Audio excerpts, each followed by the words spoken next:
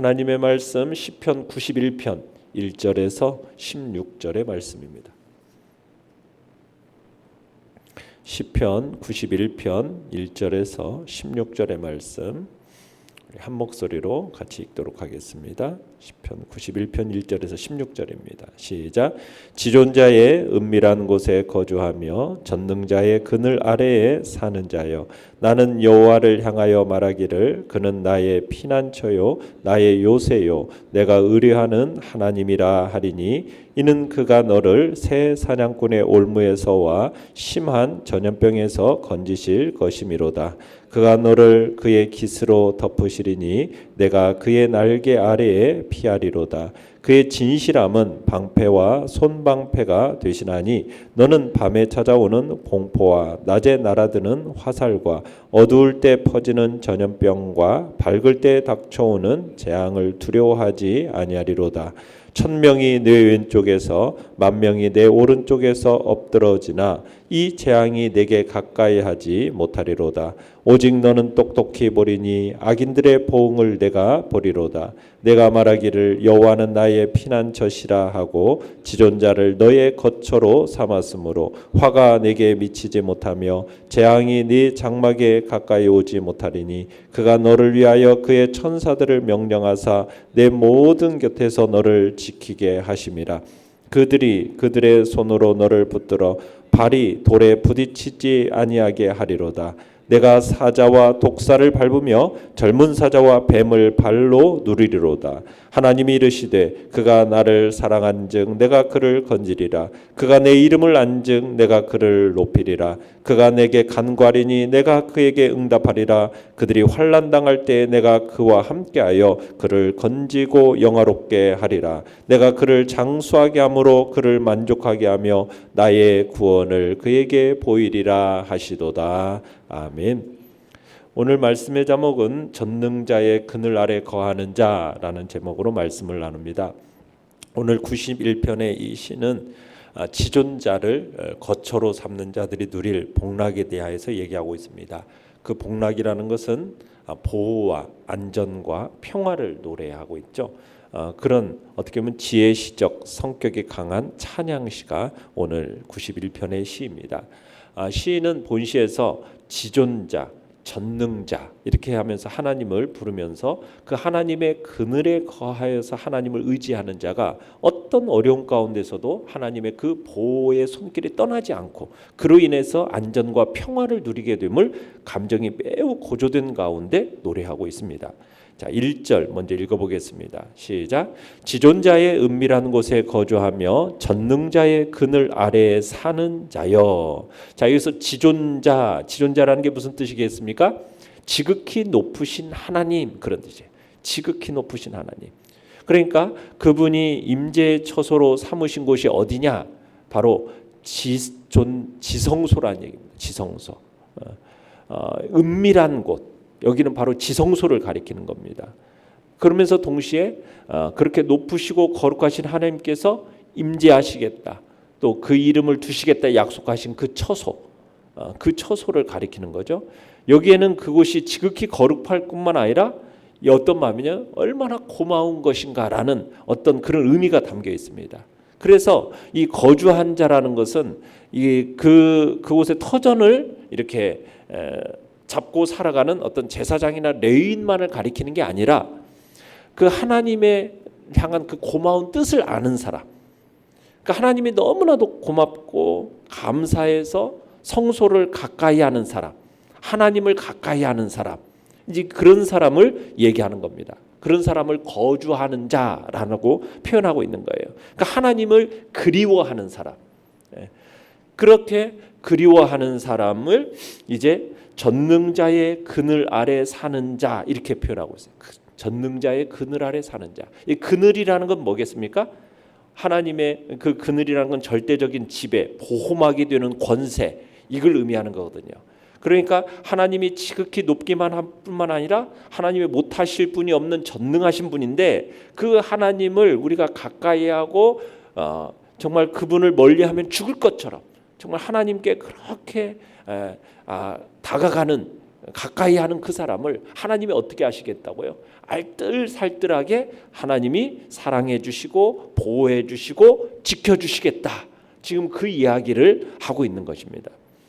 자, 내용 관찰 문제 1번을 보시면은 시인은 하나님께서 어떤 분이라고 말합니까? 자, 2절을 읽어보겠습니다. 시작. 나는 여호와를 향하여 말하기를 그는 나의 피난처요 나의 요새요 내가 의뢰하는 하나님이라 하리니. 자, 시인은 하나님께서 나의 뭐라고요? 피난처요 나의 요새요 내가 의뢰하는 하나님, 이렇게 지금 부르고 있죠. 그래서 시인은 하나님을 자신을 안전하게 보호하시는 보호자로 지금 고백하고 있는 겁니다. 그러니까 그 보호하시는 특성을 지금 삼중 반복법으로 이렇게 표현하고 있잖아요. 하나님의 보호하심이 그 어떤 세력도 침범할 수 없을 정도로 확고한 것임을 지금 강조하고 있는 것입니다. 자, 3절도 읽어보겠습니다. 시작. 이는 그가 너를 새 사냥꾼의 올무에서와 심한 전염병에서 건지실 것이미로다. 자, 여기서 새 사냥꾼의 올무 뭐겠어요? 하나님의 사람을 실족해 하거나 회방하기 위한 어떤 악인들의 은밀하고도 음흉한 술책을 의미하는 겁니다. 또 심한 전염병, 하나님의 사람을 향한 어떤 악인들의 극심한 비방, 모략, 이런 걸 의미하는 겁니다. 결국 하나님께서는 당신을 의지하는 사람들을, 하나님의 사람을 이러한 악인들의 관계로부터 어떻게 해주시겠다고요? 건지신다. 어떻게 해요? 안전하게 보호해 주신다. 이렇게 말하고 있습니다. 4절을 읽어보겠습니다. 4절 시작. 그가 너를 그의 깃으로 덮으시리니 내가 그의 날개 아래에 피하리로다. 그의 진실함은 방패와 손 방패가 되시나니. 자, 여기서 그의 진실함은 이렇게 얘기하고 있는데, 이 그의 진실함은 뭘 얘기하냐면 하나님의 약속, 그 약속에 대한 하나님의 성실하심, 이걸 가리키는 것이 지금 그의 진실함을 얘기하고 있습니다. 이러한 하나님의 약속 또는 하나님의 약속에 대한 그 성실하심이 하나님을 거처로 삼는 자들에게는 뭐가 된다고요? 방패가 된다. 손방패가 된다. 이렇게 얘기하고 있죠. 그러니까 하나님의 진실하심이 방패가 되고 손방패가 된다는 것은 무슨 얘기예요? 하나님께서 당신을 거처로 삼고 의지하는 사람을 완전하게 보호하신다. 지금 그렇게 얘기를 하고 있는 겁니다. 자, 그 다음에 5절 6절도 읽어보겠습니다. 시작. 너는 밤에 찾아오는 공포와 낮에 날아드는 화살과 어두울 때 퍼지는 전염병과 밝을 때 닥쳐오는 재앙을 두려워하지 아니하리로다. 밤에 찾아오는 공포, 낮에 날아드는 화살, 어두울 때 퍼지는 전염병, 밝을 때 닥치는 재앙. 그게 이제 인생이 이 세상에서 맞이할 수 있는 모든 위기와 재앙을 가리키는 겁니다. 자, 그런데 그 재앙을, 자, 7절로 읽어보겠습니다. 7절 시작. 1000명이 내 왼쪽에서 10,000명이 내 오른쪽에서 엎드러지나 이 재앙이 내게 가까이 하지 못하리로다. 자, 시인은 하나님을 의뢰하지 않는 세상 사람들, 우상을 숭배하는 사람들은 공포나 또 화살이나 전염병이나 일사병 같은 여러 가지 재앙으로 해서 셀 수 없이 많이 죽게 된다 할지라도 하나님을 의뢰하는 백성은 그 재앙이 어떻게 된다고요? 덮치지 못한다는 거예요. 가까이 하지 못한다. 덮치지 못한다. 이것을 이제 대조적으로 말하고 있는 겁니다. 자, 그러면서 8절 읽어봅니다. 시작. 오직 너는 똑똑히 보리니 악인들의 보응을 내가 보리로다. 악인의 이 재앙을 당하는 상황에서 하나님의 보호하심을 받은 그의 백성은 아무런 해도 입지 않으면서 단지 그들이 당하는 그 재앙을 바라보게 될 뿐이다. 지금 그렇게 얘기를 하고 있습니다. 자, 그 다음에 9절로 12절까지 읽어보겠습니다. 시작. 내가 말하기를 여호와는 나의 피난처시라 하고 지존자를 너의 거처로 삼았으므로 화가 내게 미치지 못하며 재앙이 내 장막에 가까이 오지 못하리니 그가 너를 위하여 그의 천사들을 명령하사 내 모든 길에서 너를 지키게 하심이라. 그들이 그들의 손으로 너를 붙들어 발이 돌에 부딪히지 아니하게 하리로다. 자, 하나님을 피난처로 삼고 하나님을 거처로 삼는 자에 대한 하나님의 완벽한 보호에 대해서 말씀해 주고 계시죠. 하나님께서 천사를 통해서 당신을 거처로 삼는 자들을 붙들어서 실족하는 일이 없게 하시겠다. 지금 그렇게 얘기를 하고 있는 겁니다. 그 다음에 13절 시작. 내가 사자와 독사를 밟으며 젊은 사자와 뱀을 발로 누리르로다. 지금 하나님의 백성된 사람 그 자신이 뭔데요? 사자와 독사를 밟는다 이렇게 얘기하고 있죠. 그러니까 하나님의 백성들의 위상을 보여주는 거죠. 그 진면목이 뭔가를 지금 말하고 있는 건데요. 사자, 뱀 이것은 뭘 가리킬까요? 성도들의 모든 원수를 상징하는 겁니다. 성도들의 모든 원수. 특히 성도들의 최대의 원수는 누구예요? 사탄이에요. 사탄을 상징하는 겁니다. 그 사탄을 어떻게 한다고요? 발로 밟는다. 완전한 승리를 상징하는 거죠. 그러니까 우리 성도에게는 사탄을 이길 권세가 있음을 지금 보여주고 있는 겁니다. 이렇게 하나님을 가까이 하고 그분을 거처로 삼고 살아가는 자의 참으로 하나님의 완벽한 보호하심과 그리고 모든 원수를 밟아 이기는 그런 놀라운 위상이 바로 하나님을 가까이 하는 성도에게 있음을 지금 이야기하고 있는 겁니다. 내용관찰 문제 2번입니다. 하나님께서 자신의 백성을 지키고 건지시는 이유는 무엇입니까? 자, 14절을 읽어보겠습니다. 14절 시작. 하나님이 이르시되 그가 나를 사랑한즉 내가 그를 건지리라. 그가 내 이름을 안즉 내가 그를 높이리라. 자, 사람이 생각할 수 있는 모든 위험에서부터 하나님께서 막아주시는 이유가 뭐라고 얘기하고 있습니까? 사랑 때문이라고. 사랑. 그가 하나님을 사랑하기 때문에 하나님이 그를 건져주신다는 거예요. 그가 하나님의 이름을 알기 때문에 그를 높여주신다. 이렇게 얘기하고 있어요. 15절을 읽어보세요. 15절 시작. 그가 내게 간구하리니 내가 그에게 응답하리라. 그들이 환난 당할 때 내가 그와 함께하여 그를 건지고 영화롭게 하리라. 그러니까 그가 간구하니까 하나님 앞에 기도하니까 하나님께서 어떻게 하시겠다고요? 응답해 주시겠다고. 환난 때 건져주시겠다. 구해주시겠다고. 구해주실 뿐만 아니라 어떻게 해주시겠다고요? 영화롭게 해주시겠다고. 지금 그렇게 얘기하는 겁니다. 그러니까 하나님과 성도 사이에 어떻게 보면 호흡이 척척 맞는 사랑의 관계라는 것이 느껴지죠. 말로 표현할 수 없는, 설명할 수 없는 그 끈끈한 관계가 느껴지는 거지 않습니까? 모두 하나님을 너무너무 사랑해서 자원해서 그 하나님을 찾아가고 하나님께서는 그런 성도를 기쁘게 맞아주시면서 그를 사랑함으로 대해주시니까 그 사랑의 관계 속에서 정말 하나님이 건져주시고 또 높여주시고 그리고 모든 기도할 때마다 응답해 주시고 그리고 환난 당할 때 그를 건져주실 뿐만 아니라 영화롭게 해주는 그런 놀라운 관계, 그 사랑의 관계 속에 있기 때문에 하나님께서 그 백성을 지키시고 건지신다 말씀하고 있는 겁니다. 16절 읽어봐요. 16절 시작. 내가 그를 장수하게 함으로 그를 만족하게 하며 나의 구원을 그에게 보이리라 하시도다. 하나님께서 당신을 사랑하는 자에게 주실 최상의 복에 대해서 말씀하시는데 그게 뭡니까? 구약에서는 장수입니다. 장수. 의인에게 내리시는 하나님의 선물, 장수. 하나님의 말씀에 순종하는 자에게 주어지는 최상의 복 중에 하나가 장수입니다. 장수. 자, 그런데 이 장수함으로 만족하게 하신다가 말하고 있잖아요. 최상의 복으로서 장수를 얘기하는데 그 최상의 복으로서의 장수가 그 끝에 뭐라고 했어요? 장수하게 함으로 그를 만족하며 나의 구원을 그에게 보이로다. 구원과 연결시키고 있어요. 장수라는 것이 그저 이 세상에서 단지 오래 사는 것만을 말하는 것이 아니라 구원과 연결시키면서 구원으로서 뭐예요? 영원히 사는 것을 영원히 사는 것. 결국 인간에게 있어서 최상의 복은 이 세상에서 오래 사는 게 아니라 구원받아 영원한 생명을 누리는 영원한 삶을 얘기하고 있는 것입니다.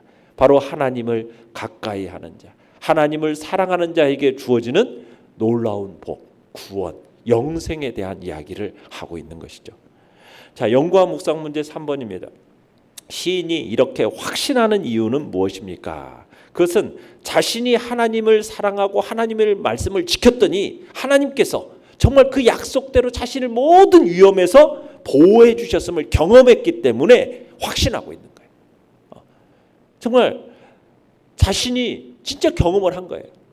자신이 정말 하나님을 가까이 하면서 그분을 사랑하고 그랬더니 그분의 사랑이 나에게 나타나서 그분이 완전한 보호망으로 자신을 보호해 주심을 경험하니까 어떠한 어려움에 처할지라도 신실하게 지켜주심을 경험하니까 그가 그것을 확신 있게 얘기하고 그 후대에게 이제 전수하는 그런 자리에 있게 된 겁니다. 느낀 점 4번입니다. 하나님을 사랑하는 자는 반드시 하나님의 보호하심과 건지심을 누린다라는 가르침에서 무엇을 느낍니까? 하나님을 의지하고 하나님을 사랑하는 우리를 하나님이 반드시 보호하시고 지켜주신다는 이런 확신이 내 마음에 딱 있으면 어떻습니까? 마음이 든든하죠. 평안하죠. 담대함이 생기지 않습니까? 어떤 환경 속에서도 두려움이 없이 당당하게 이 땅을 살아갈 수 있음을 느끼지 않습니까? 아무리 세상이 나를 해하려고 해도 결단코 나를 해할 수 없다라는 그 확신이 내 마음으로 하여금 평안함을 느끼게 하는 거죠. 내 영혼은 어떤 영혼의 생명을 그 누구도 빼앗을 수 없다. 이것이 우리에게서 얼마나 마음의 평안함을 가져다 줍니까? 하나님께서 우리의 영혼을 지켜서 영원히 살 수 있게 하실 것, 우리가 그것을 믿는 거죠. 아무리 힘들고 어렵고 정말 위기에 처할지라도 언제든 우리가 부르는 하나님이 계시고 우리가 부를 때 그가 역동적으로 응답하시고 구원하시고 영화롭게 하실 거라는 거, 여러분 그걸 생각할 때 얼마나 담대하고 확신 있게 자신 있게 살아갈 수가 있겠습니까? 하나님의 축복으로 도우시는 그 손길 같은 그 우리 모두를 그 하나님의 손길 나를 붙들어 주실 것이니 이를 확신하고 정말 하나님께서 원하시는 삶을 살아가고 그분을 더 사랑하면서 그분께 가까이 나아가 하나님과 친밀한 사귐과 교통이 우리 안에 있게 되기를 간절히 바랍니다. 결단과 적용 5번입니다. 내가 지금 주의 그늘 아래 살고 있다고 확신할 수 있는 증거는 무엇입니까? 주님의 그 보호하심을 더욱 깊이 느끼기 위해 우리가 해야 할 일은 무엇입니까? 우리가 하나님을 더 사랑하고 그분께 가까이 나아가 정말 하나님과 친밀한 사귐이 있기 위해서 우리가 이 땅에서 할 수 있는 일이 뭐라고요? 하나님을 향하여 기도하고 말씀 속으로 깊이 들어가서 그분의 뜻이 무엇인지 분별해내고 그 말씀을 따라 순종의 길을 걸어가는 것이 바로 하나님을 더 사랑함으로 나아가는 길임을 다시 한번 확인하면서 올 한 해도 주님의 말씀과 기도로 더욱 친밀한 사귐 가운데 깊이 들어가는 복된 한 해가 되겠다고 결단하는 귀한 시간이 되시길 바랍니다.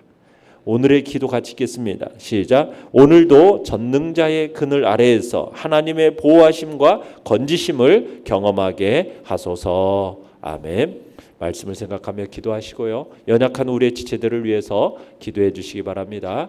특별히 김효진 권사님, 임정혜 권사님 하나님의 긍휼과 자비를 위해서 기도해 주시고요. 또 마음적으로나 여러 상황 속에서 상한 심령들 또 위로하시고 새롭게 해달라고 기도해 주시고 또 특별히 나라와 민족을 위해서 간절히 기도해 주시기 바랍니다.